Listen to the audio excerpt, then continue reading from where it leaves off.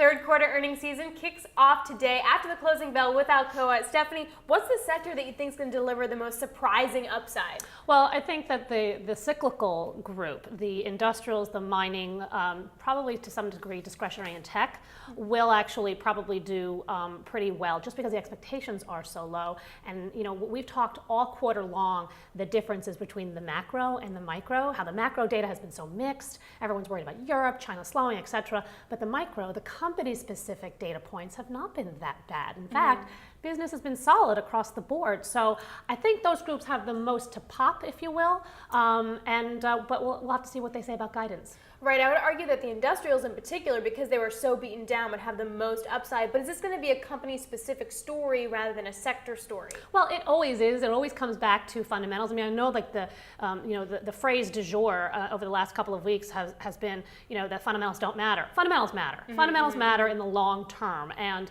that's why what we do on AAP is just kind of continue to dig through analysis and just listen to companies, go to lots of different conferences, and so I do think you're going to see specific companies outperform even in an industry. So for example, something like a Cummins, I think they're the leader, right, in the truck industry. But that company continues to take market share.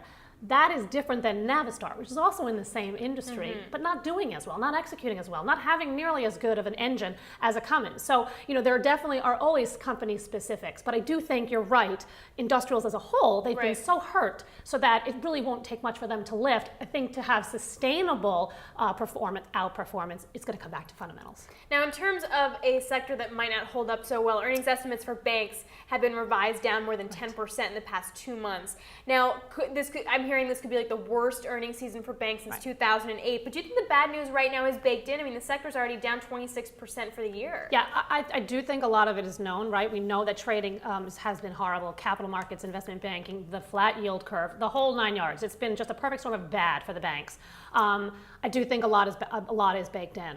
And I think that, though, if you want to play the financial sector, I still say you go kind of around the periphery of the banks, and you own the American Express, the MasterCard, a Visa, you own something like a Prudential or Hartford. These are all companies that have exposure, certainly, to kind of the financial industry, and if you want to play that way, I just think those are a little bit more visible in terms of the earnings. So not necessarily buying a big bank like a JP Morgan before the quarter on a pop? Yeah, well, I think if you want to own a bank, you want to own the super regionals. You don't necessarily need to do the money center banks, and that's why we've been with USB. But PNC also is pretty good. All right, fair enough. Thanks so much, Stephanie. All right, so that's how you're going to look at, trade, and get your strategy ready for third quarter earnings season.